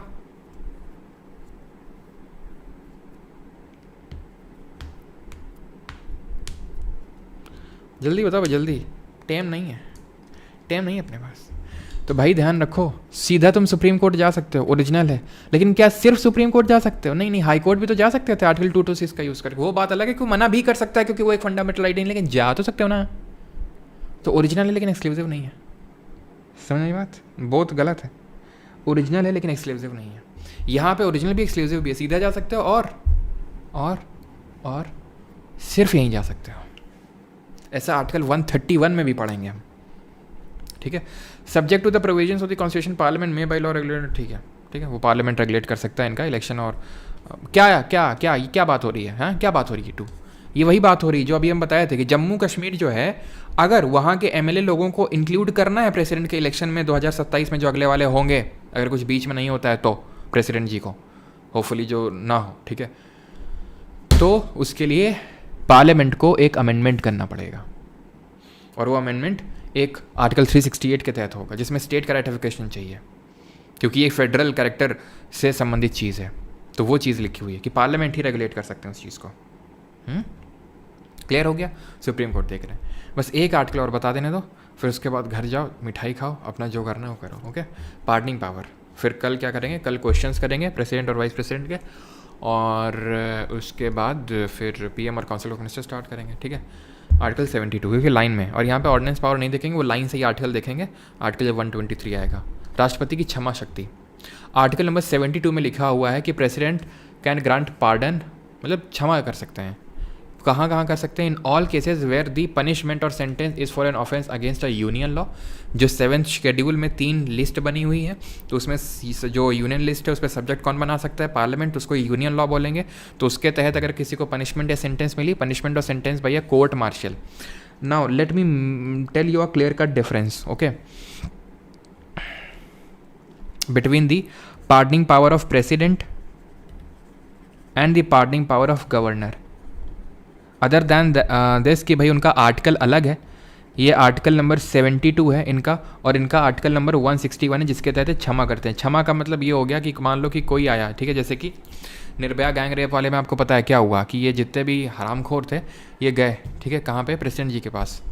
इनको एक option, सबको एक option रखा गया है खुला कि भाई जुडिशरी में तुम जा सकते हो, तुम डिस्ट्रिक्ट कोर्ट में गए नहीं मिला न्याय, हाई कोर्ट में गए नहीं मिला न्याय, तुम गए कहाँ पे, सुप्रीम कोर्ट गए तो वहाँ भी न्याय नहीं मिला, फिर भी हमारी कॉन्स्टिट्यूशन ने एक और विंडो ओपन रखा है कि भाई तुम अगर ऐसे उनको फांसी वांसी दी जा रही, कुछ भी ऐसा ग्रेव वो है, तो तुम प्रेसिडेंट के पास भी जा सकते हो। यानी प्रेसिडेंट को भी जुडिशियल पावर दी गई है। This is none other than but the judicial power of the president, isn't it? Judicial power ही तो है।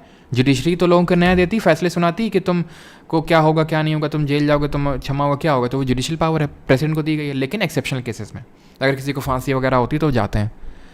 अब अगर प्रेसिडेंट बोल दे जा सिमरन जी ले अपनी ज़िंदगी, यानी कि कंप्लीटली एब्सॉल्व कर दे फ्रॉम द क्राइम, यानी कि पूरी तरह से बोल दे जा सिमरन जी ले अपनी ज़िंदगी, कुछ नहीं होना है तेरे को, जाओ, बरी कर दिया पूरी तरह से। कम्यूटेशन का मतलब होता है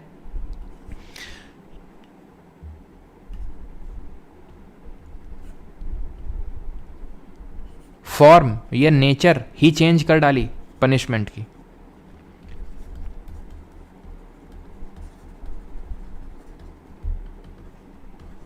रिड्यूस्ड और चेंज्ड, जो भी बोलो। कम्यूट का मतलब एग्जाम्पल के तौर पे डेथ सेंटेंस मिला हुआ था, एग्जाम्पल डेथ सेंटेंस मिला हुआ था, फांसी की सज़ा होगी, ठीक है, किसने दी? प्रद्युमन ने दी।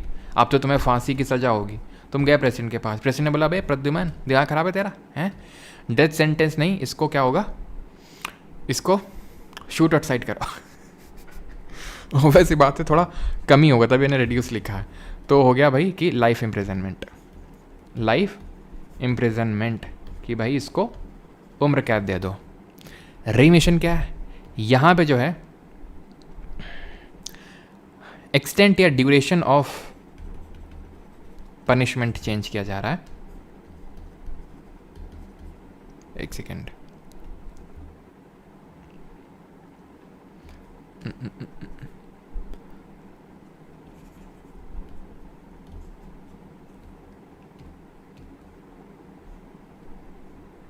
दूसरे कलर से लिखते हैं सो दैट समझ में आए आपको क्लियरली। ड्यूरेशन ऑफ पनिशमेंट कम कर दिया जाता है, ठीक, और यहाँ पे ड्यूरेशन कम कर दी जाती है due to any health emergency. Health emergency का मतलब होता है जैसे फॉर एग्जांपल मान लो कोई प्रेग्नेंट लेडी है, ठीक है, कोई प्रेग्नेंट लेडी है, अब उसको मान लेते हैं कि भाई 5 साल की जेल है, ठीक है, तो 5 साल की उसकी जेल है, तो उसको कम करके कर दिया जाएगा कि भाई 1 साल की जेल, या फिर हो सकता है कि अभी के लिए टेम्प्रेरी जो है उसको मना कर दिया जाए कि भाई अभी उसको जेल से बरी करो और उसके बाद उसको जेल में डालना, ठीक है। तो ये होता है आपका क्या, रेस्पाइट, ठीक है। नेचर नहीं चेंज किया है, नेचर नहीं चेंज किया है, बस क्या किया है, पनिशमेंट थोड़ा सा कम कर दिया है due to health condition, okay. Reprieve का मतलब होता है टेम्पररी, एक सेकेंड, PCMSP, हाँ ठीक है। और यहाँ पर रिप्राइव में क्या होता है, रिप्राइव में एक टेम्पररी डीले कर दिया जाता है, टेम्पररी डीले, टेम्पररी होल्ड, कि रुक जाओ अभी, कि भाई इसको फांसी की सज़ा होनी है बस 2 दिन बाद, तो प्रेसिडेंट ने बोला रुक जाओ, ये नहीं बोला कि मत दो फांसी, ये नहीं बोला कि लाइफ इम्प्रिजनमेंट दे दो, बस बोला कि रुक जाओ, देना नहीं देना रुक जाओ अभी, थोड़ा सा हमें सोचने दो, टेम्पररी डीले लगा दिया। ये सुप्रीम कोर्ट खोल दिया, फिर से आप एक बार देख लो, समझ में आ गया। पार्डन में कंप्लीटली एब्सॉल्व कर दिया, जाओ छुट्टा सांड की तरह घूमो। कम्यूटेशन में फॉर्म ऑफ पनिशमेंट चेंज कर दी, okay, from a harsher punishment to a lesser one. Remission में ड्यूरेशन चेंज कर दिया है, बस किसमें, रिमिशन में ड्यूरेशन चेंज कर दिया है, और रिस्पाइट में भी ड्यूरेशन चेंज किया ड्यू टू हेल्थ कंडीशन, और रिप्राइव में टेम्पररी डिले। आखिरी केस है Kehar Singh versus union of India, case हुआ था 1988 में, जिसमें कि supreme court examine the pardoning power of president, और उसने कहा exercise of pardoning power by the president is not subject to judicial review, यानी कि जुडिशरी उस पर रिव्यू नहीं कर सकती है कि प्रेसिडेंट ने किसी को कंप्लीटली अब्सॉल्व किया मान लो पार्डनिंग पावर से, तो जुडिशरी फर्दर उसमें इंटरप्रेट करने नहीं घुस जाएगी कि नहीं नहीं किया नहीं ठीक है, ऐसे तो फिर केस कभी खत्म ही नहीं होगा। लेकिन वो उसको ये देखना है कि प्रेसिडेंट का डिसीजन आर्बिट्रेरी तो नहीं है, ऐसा तो नहीं प्रेसिडेंट का ही कोई जानने वाला आदमी है जिसको फांसी की सजा हुई है और वो प्रेसिडेंट के पास गया जिसको प्रेसिडेंट ने बोला कि इसको छोड़ दो, तो वो हो जाएगा डिसीजन आर्बिट्री नेचर का। समझ में आई बात आपको? अब यहाँ पे प्रेसिडेंट और गवर्नर के पार्डनिंग पावर में क्या डिफरेंस होते हैं? तो दो डिफरेंस होते हैं। क्या? Governor can not pardon death sentence, यानी मृत्युदंड अगर आपको मिला है तो राष्ट्रपति ही कर सकता है उसको, आपको राष्ट्रपति के पास ही जाना पड़ेगा। And governor can not use his pardoning power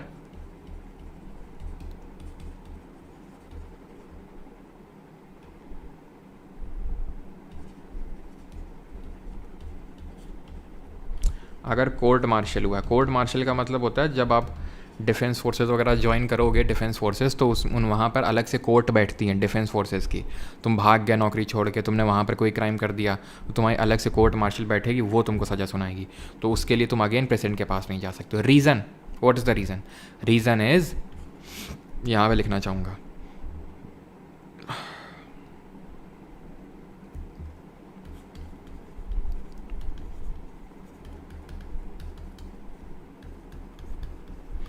President is the supreme commander of all the defense forces. Defense forces मतलब army, navy, air force, of all the defense forces. ठीक है, तो कोर्ट मार्शल के लिए तुम सिर्फ प्रेसिडेंट के पास जा सकते हो और डेथ सेंटेंस, बाकी सब सेम है प्रेसिडेंट गवर्नर में। ओके, यानी कि प्रेसिडेंट का अगर हम पार्डनिंग पावर देखें तो वाइडर है और गवर्नर का शॉर्टर है। लेक्चर होता है हमारा यहाँ पे ख़त्म। अब क्वेश्चंस हम करेंगे कल। ओके, तो ब्लू कलर से लिखो ना प्लीज़। अच्छा ठीक है, समझ में आ गया सभी को? CBSE 2026 के लिए स्पेसिफिक बैच आएगा क्या? स्पेसिफिक आएगा अगली बार जब CDS वाला ख़त्म हो जाएगा, अगला वाला CDS जब ख़त्म हो जाएगा सितंबर में, तब उसके बाद। बट अभी तो यही है जो है, मतलब वही है कि सितंबर में आएगा। ठीक है, अभी नहीं आएगा। डम डम डम डम डम डम डम